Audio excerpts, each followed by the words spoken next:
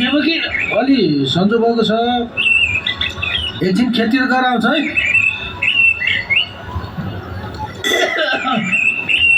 होइन हजुरलाई खोकी पनि लागिरहेछ सन्चो पनि भएको छैन त्यहाँ उमालेको ज्वानो पानी राख्दै थिएँ हजुरले पिउनु भयो कि पिउनु भएन अघि नै पिइसक्यो त्यो त्यही ज्वानो पानी पिएर त अलि सन्चो भएको छ अब 1 घन्टापछि फेरि पिउँछु पकाइदिउँ ल हस् हस् हस् सुन्नुहोस् त त्यहाँ साँच्ची अघि छोरीको फोन आएको थियो के भन्छ त छोरीले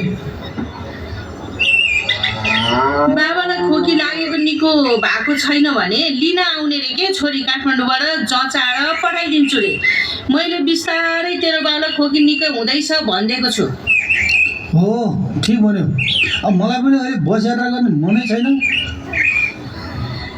आजकल खै के हो रोगहरू फैलिँदैछ त्यही भएर मलाई त डर पनि लाग्छ हौ डर पनि पर्दैन ऋतु अनुसार लाग्ने रुगा खोकी हो खेत नगई आराम गर्छु बरु 1-2 दिनमा ठिक भइहाल्छ नि साँच्ची सुन्नुहोस् त अर्को कुरा पनि भन्न बिर्सेछु मैले त अघि फोनमा छोरीले उसको कलेजको एउटा मिल्ने साथी मेलिनाको बारेमा पनि केही भन्दै थिए के भनिन् त छोरी मेलिना पनि हाम्री छोरी जस्तै सहकारी छ अरे कलेजको पढाइपछि छोरी मेलिनासित ईश्वरीय विश्वविद्यालयमा 1 घन्टाको लागि त्यो मेडिटेसन हो कि ध्यान के भन्छ नि हो त्यही बस्न जाने गरेकी छु भन्थे कलेजको पढाइ पनि राम्रो भइरहेछ अरे त्यो गरेपछि त ए मेडिटेसन भनेको होला ए छोरीको खबर त राम्रै रहेछ बरु छोराको कुरा सुनेर पो दुःख लागिरहेको छ विदेश जाने धुनमा छ हिजो सुटकेसमा लुगा मिलाइसक्यो खोइ छोरा अनि सुटकेसमै लुगा मिलाइसक्यो रे बिहानको खाना खाएर साथी भेट्न गएको छ साथीको घरबाट एमबिसीमा फोन गर्ने काम छ अरे 1 महिना अघि मात्र काठमाडौँ गएर फर्केको थियो छोरा विदेश नगइदिएर नेपालमै केही गरेको भए राम्रो हुन्थ्यो मलाई पनि छोरा यही नै नेपालमा बसेर केही काम गरिदिए हुन्थ्यो त्यत्रो ऋण लिएर छोराछोरीलाई पढायौँ हुर्कायौँ अहिले छोराछोरीको स्याहार सुसार र सहारा पाउने बेलामा विदेश जान्छु भन्छ के गर्ने ऋण तिर्ने भन्दा छोरा विदेश जाने कुराले पो दुःख लागिरहेछ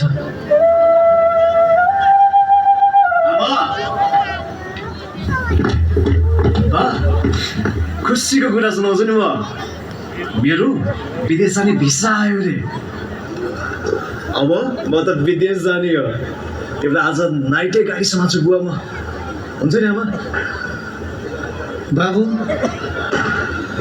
त आखिर विदेश जाने नै भइस् त जाने भयो नि बुवा त्यत्रो मेहनत गरेर लाइन बसेको पासपोर्टको लागि हेर्नु त फर्म भरेको त्यत्रो घाम ताप खपेको बुवा आमा मेरो मेहनतको फल नि बल्ल पाइयो के म त एकदमै खुसी लागेछ आमा त विदेश नगए हुन्न र छोरा आफ्नै देशमा काम खोज तेरो आमाको पनि यही छ इच्छा बुवा मैले आमालाई धेरैपल्ट सम्झाइसकेको छु के अब हुन्छ मेरो मनको कुरा तपाईँलाई पनि सुनाउँछु म सुन्नु मनको कुरा के कुरा छोरा वास्तवमा नि हजुरले ऋण लिएर मलाई अनि बहिनीलाई पढाउनु भएको हो कि भन्नु त डिग्रीको सर्टिफिकेट लिएर म जागिरको खोज्न कति भौतारी हुँ क्या कतिवटा इन्टरभ्यू दिइसकेँ कहीँ मिल्दैन नेपालको जागिर त्यस्तै हो कति खट्नुपर्छ कमाइ छैन म दुःखी छु के साँच्चीको दुःखी छु म अनि यत्रो ऋण पनि त लागेको छ नि पढाइको तिर्नु परेन त मैले के गर्नु ऋण तिर्ने कुरा सम्झेपछि त म असाध्यै आत्तिन्छु कहिले तिर्ने हो कसरी तिर्ने यत्रो ऋणको भारी छ थाप्लोमा नर्नु न आमा त्यही ऋण तिर्ने कुराको लागि त म यत्रो मेहनत गरेको विदेश गइसकेपछि कमाउँछु मेहनत गरेर कमाउँछु ऋण तिर्छु नि त्यो पनि अब मैले यहाँ नगर्न खोजे त होइन नि त नेपालमा कामै पाइनँ कति हन्टर खाएँ हरेस खाइसकेँ क्या यहाँ बस्दा बस्दा मैले त्यो विदेशै जान्छु म छोरी काठमाडौँमा पढ्दैछ, छोरा पनि विदेश जान्छु भन्छ। अब त घरमा बुढाबुढी मात्रै रहने भयौँ। अब खेतमा काम गर्न पनि केही वर्ष त सकौँला, त्यसपछि त सबै खेतबारी पनि बाँझै रहने भयो। सबैका छोराछोरी विदेश विदेश मात्र भन्छन्, गाउँ पनि शून्य हुने भयो अब त। बुवा अब त्यही मेहनतको त्यस्तो दुःखको दिन अलिक हटोस् भनेर त हो नि। म सधैँको लागि विदेश जाने हो त होइन नि, केही वर्ष काम गरेर फर्किने हो। अनि अब यस्तो भिसा लागेको बेलामा तपाईँ त हौसला दिने हो नि मलाई। हेर्नु न, यसको लागि मैले के गरेको छु थाहा छ? पशुपतिनाथ गएको थिएँ म 1 महिना अगाडि, त्यहाँ भाकल गरेँ भिसा छिटो आइदियोस् भनेर, त्यो पनि त आयो। अनि बुवा सुन्नु न, त्यहाँ नजिकै एउटा सन्यासी बाजे पनि थियो क्या, हात पनि देखाएको उनलाई। अनि त्यो हुन्छ दुइटै मिल्यो नि त।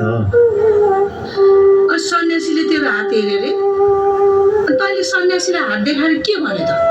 आमा राम्रो भने नि, विदेश जान चाहिँ पाउँछ अरे, तर केही वर्षपछि फर्किनुपर्छ भने म्याच सकेपछि।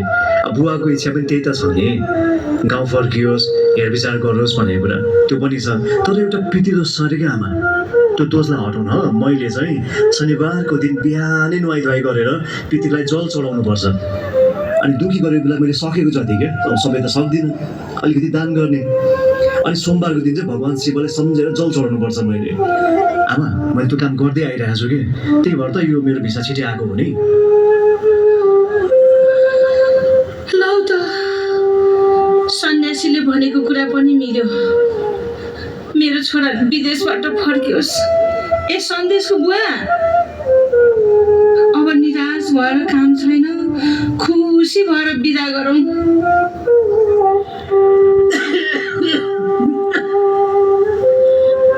तेरो इच्छा विदेशमा काम गरेर यहाँको ऋण तिर्ने हो भने जा, म नजा भन्दिनँ। अब काठमाडौँमा बहिनीलाई पनि भेटेर जा।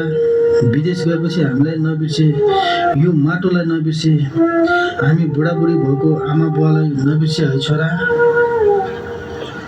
कस्तो कुरा गर्नुभयो बुवा तपाईँले? म आफ्नो माटोलाई बिर्सिन्छु होला त? फर्केर आइहाल्छु नि, यत्रो ऋणको बोझ चढेको छ हामीलाई, त्यो त तिर्नको लागि जानु पऱ्यो नि त। म फर्केर छिट्टै आउँछु, सन्यासीले पनि त्यही भन्नुभएको छ र मेरो इच्छा पनि त्यही छ त्यसमै फर्किने। म बहिनीलाई पनि भेट्छु। अनि चिन्ता नगर्नु कि बुवा आमा, म फोन गरिहाल्छु नि। मलाई माफ गर्नु है, म सधैँभरि हजुरसँगै बस्न त पाइनँ, विदेशमा गएर काम गरेर पैसा जति सक्छु कमाएर पठाउँछु म। केही वर्षको लागि त हो नि, फेरि भगवान्को साथले गर्दा तपाईँहरूको सेवा गर्ने मौका फेरि पनि मैले पाउँछु नि। अहिले पो पाइनँ त, केही वर्ष फर्केर आइहाल्छु नि है। केही छैन छोरा, ल भाग्यमानी होस्, तेरो इच्छा पुरा होस्। नराम्रो साथी सङ्गतबाट बचेस्, कुलतमा नफस्नु, राम्रोसँग काम गर्नु, आफ्नो इज्जतको पनि ख्याल राख्नु है छोरा विदेशमा गएर। हुन्छ नि बुवा, हजुरले दिएको राम्रो संस्कारले गर्दा म कहाँ बिग्रिन्छु र? नराम्रो साथीको सङ्गतबाट बचिरहन्छु। अब म जान्छु, उता साथी बस स्टपमा कुरेर बस्यो होला बुवा आमा, म गएँ है। ल ल बाबु, ल राम्रोसँग जा, तेरो यात्रा शुभ रहोस्, विदेशमा काम गर्दा दुःख नहोस् तँलाई। बाबु त सधैँ खुसी भएस् ल मेरो बाबु। ल ल ल, भाग्यमानी भएस् मेरो बाबु, भाग्यमानी भएस्, राम्रोसँग जाऊ है मेरो छोरो। भाग्यमानी भएस् छोरा। ल अब बिदाइ लिन्छु है।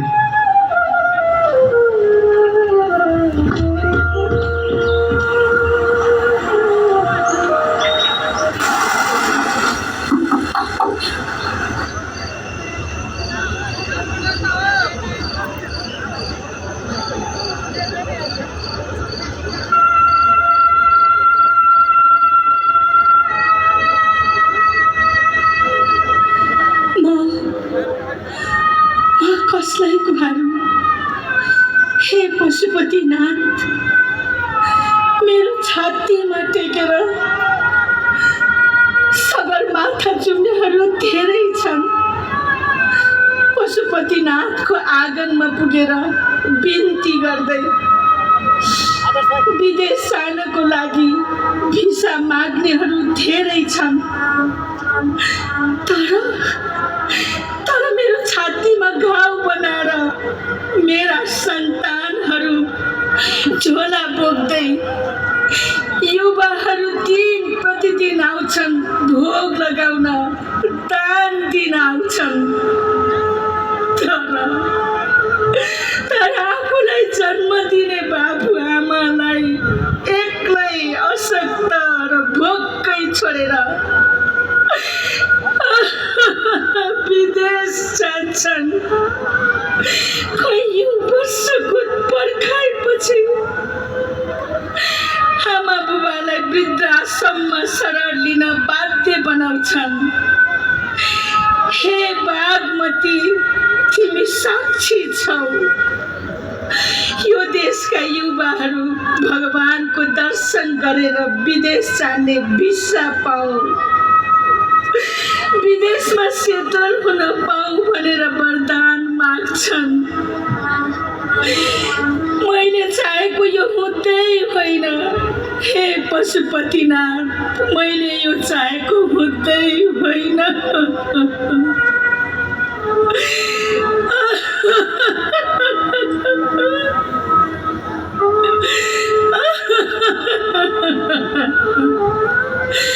मैले यो चाहेको हुँदै होइन पशुपतिनाथ। सबै तिम्रो बसमा छ पशुपतिनाथ, सब तिम्रो बसमा छ। हे पशुपतिनाथ, हे पशुपतिनाथ,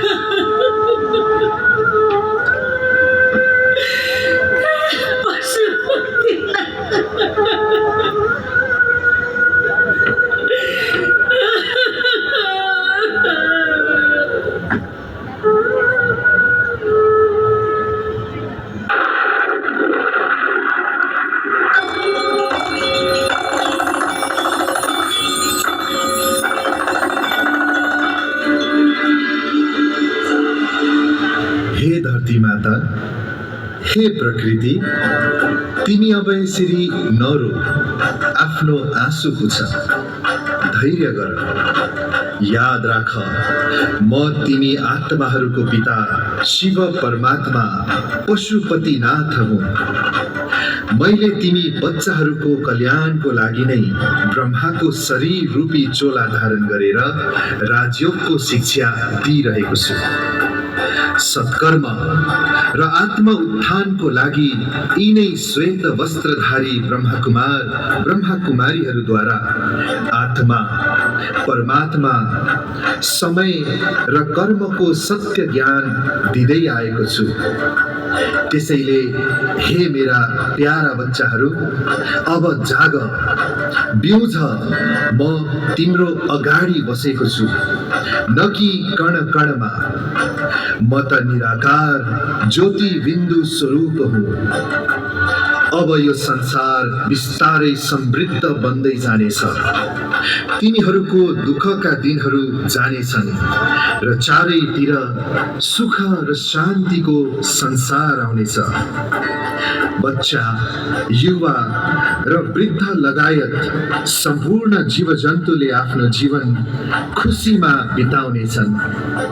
त्यसैले हे नेपाल आमा, अबदेखि नरो, धैर्य गर, सबैको कल्याण होस्।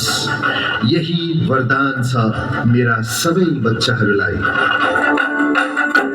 कर्पूरगौरं करुणावतारं संसारसारं